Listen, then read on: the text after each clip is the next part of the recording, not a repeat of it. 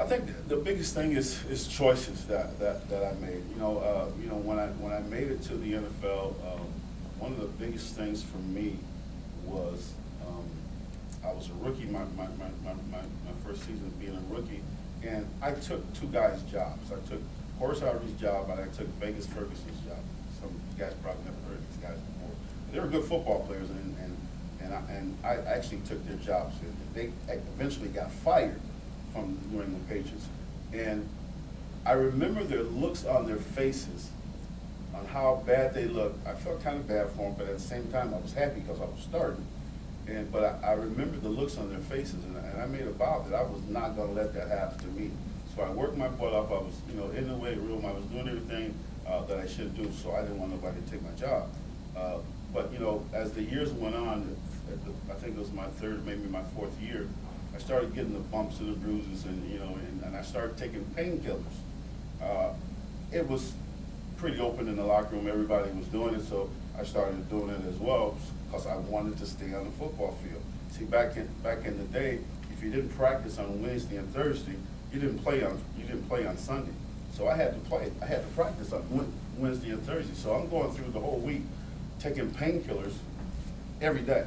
I remember it was one year, I think I had cracked ribs for half the season.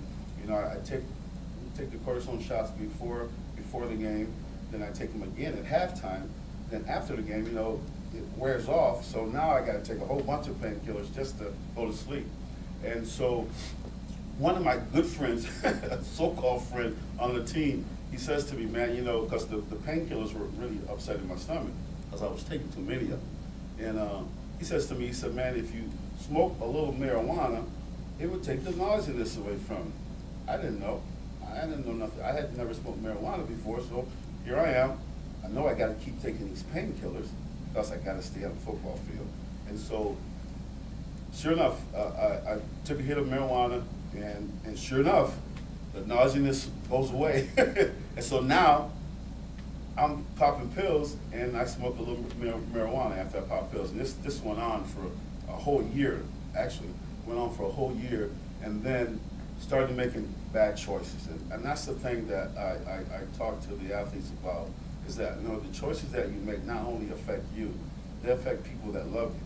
And so I started making bad choices, and it led to me going into the cocaine scene. It led to me, staying out all night, different parties that I shouldn't have been at, hanging around with people I shouldn't have been hanging around with, and it led to me getting suspended from the NFL for a whole entire year. And when I sit back sometimes and I think about it, it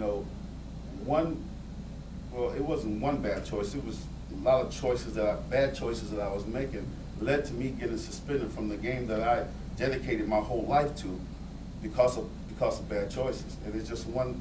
It could be for anybody. It could be one bad choice that could kill you. And so it's all about the opportunities that we're going to get. And I got plenty of opportunities, man. And I'm so blessed, and I'm so fortunate to be raised in a good home. Go to a small high school and get a scholarship to East Carolina. That opportunity to get drafted by the New England Patriots. Opportunities were coming to me, but I was making bad choices, and those opportunities stopped coming. And so that is what led to me writing this book, because I know I should not be here today. I should be dead. I should not be alive. And I know God spared my life for a reason. I always thought my destiny and what my purpose in life was to play in the NFL, and that was part of it.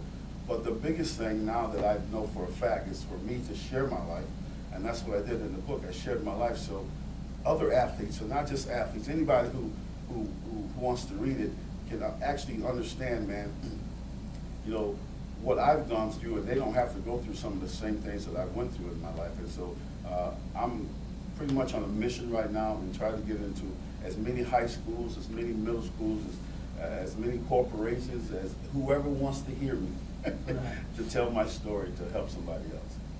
In the book, you talk about how